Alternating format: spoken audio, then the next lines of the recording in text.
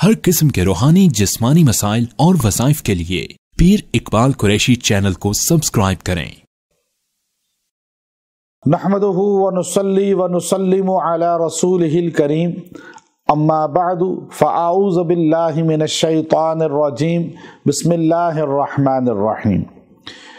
رمضان المبارک کی 3 تاریخ کا ایک بہت ہی خاص عمل آپ کو بتاؤں گا، جس کی برکت سے آپ لوگوں کے قلوب پر، لوگوں کے دلوں پر راج کر لیں گے۔ لوگوں کے قلوب آپ کے لیے دھڑکیں گے، آپ کے لیے ان کے دلوں میں محبت آئے گی، لوگوں کے دماغ آپ کے لیے سوچیں گے۔ یہ اللہ کے قرآن کا ایک بہت خاص عمل آپ کو بتاؤں گا، جو آپ اگر کر لیں تو اس کی برکت سے آپ دنیا میں انشاءاللہ لوگوں کے دلوں پہ راج کریں گے۔ اب یہ راج کیا چیز ہوتی ہے، ہمارے لوگوں کو اس کی سمجھ نہیں ہے، ہمارے حکمرانوں کو بھی نہیں ہے، ہمارے افسران کو بھی نہیں ہے، ہمارے باس جو ہیں ان کو بھی نہیں ہے، ہمارے دنیا دار، ہمارے سیاستدان، ہمارا جو بھی بڑا ہے، ہر انسان مرد عورت کو نہیں سمجھ دلوں پہ راج کیا ہوتا ہے۔ عبداللہ ابن مبارک رحمۃ اللہ علیہ کا نام دنیا جانتی ہے، اور آپ وہ انسان تھے جنہوں نے امام بخاری رحمۃ اللہ علیہ کے استاد کا درجہ رکھتے ہیں، اور امام ابو حنیفہ رحمۃ اللہ علیہ کے مایہ ناز شاگردوں میں سے ہیں۔ امام بخاری رحمۃ اللہ علیہ کے سامنے کوئی کہتا قال عبداللہ ابن مبارک، آپ کہتے ٹھیک ہے خاموش ہو جاؤ، ان کا نام ہی سند ہے کہ حدیث صحیح ہے۔ عبداللہ ابن مبارک کو اللہ نے بڑا مقام دیا۔ ایک مرتبہ ہارون الرشید اپنے دربار میں تھا بیٹھا ہوا، تو ایک دم اسے زور سے جیسے شور کی آواز آئی۔ وہ سمجھا کہ دشمن نے شاید اٹیک کر دیا۔ اس نے اپنے سپہ سالاروں کو کہا جاؤ دیکھو یہ کیا آواز ہے، کہیں دشمن نے حملہ تو نہیں کیا۔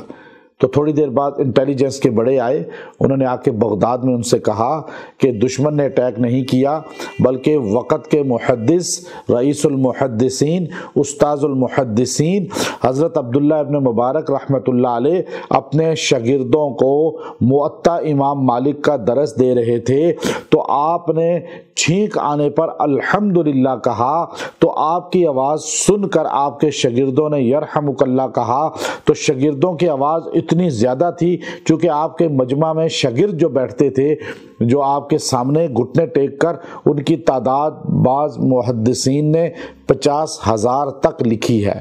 تو اب وہ آواز اتنی گونجی کہ بازار بغداد میں پہنچی۔ بغداد کے تاجروں نے تقدس میں اور آپ کی عزت میں انہوں نے بھی یرحمک اللہ کہا، اور وہ آواز اتنی گونجی، بازار کے سارے تاجروں نے، وہاں خرید و فروخت کرنے والوں نے اور شاگردوں نے جب یرحمک اللہ کہا تو ایک زور کا شور تھا، جیسے نماز میں جب ولدالین امام کہتا ہے تو کیسے پیچھے آمین حرم میں گونجتا ہے، تو ایسے آپ دیکھیے کہ یہ آواز اتنی بلند ہو گئی کہ ہارون الرشید گھبرا گیا۔ تو ان سے کہا گیا نہیں نہیں، یہ وقت کے امام محدث عبداللہ ابن مبارک نے یرحمک اللہ اس کے جواب میں کہا لوگوں نے، تو اس لیے ایسا ہوا۔ تو اس وقت آپ نے، ہارون الرشید نے کہا بادشاہ تو میں ہوں، لیکن لوگوں کی عقیدت اور دلوں پہ حکومت وہ تو عبداللہ کی ہے۔ تو اس کی زوجہ ملکہ زبیدہ کہنے لگی کہ تم لوگوں کے جسموں پہ حکومت کرتے ہو اور عبداللہ ابن مبارک لوگوں کے دلوں پہ حکومت کرتے ہیں۔ اب دلوں پہ حکومت آپ کی ہو جائے۔ اللہ کے ولیوں کی حکومت آج بھی ہمارے دلوں پر ہے، اللہ کے نیک لوگوں کی 1400 سال بعد صحابہ کی حکومت، اہل بیت کی حکومت ہمارے دلوں پر ہے، اور یہ آپ کی حکومت بھی ہو سکتی ہے لوگوں کے دلوں پہ۔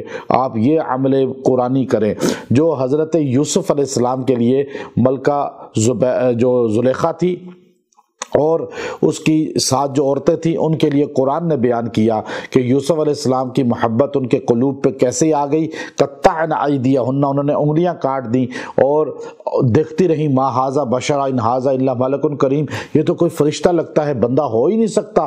یہ وہ دلوں پہ حکومت اللہ نے ڈال دی، اور وہ کیا تھا، لفظ سورہ یوسف کے اندر ہے قد شغفها حبا، قد شغفها حبا، جو اس کو پڑھے گا 300 مرتبہ اور دعا کر لے گا، اور اللہ تعالیٰ اس کو مخلوق میں لوگوں کے دلوں پہ حکمران بنا دیں گے۔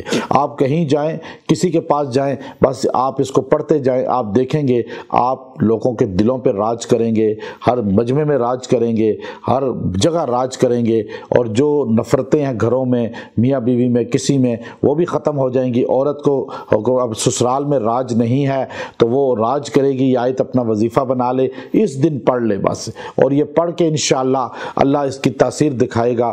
وآخر دعوانا ان الحمد للہ رب العالمین۔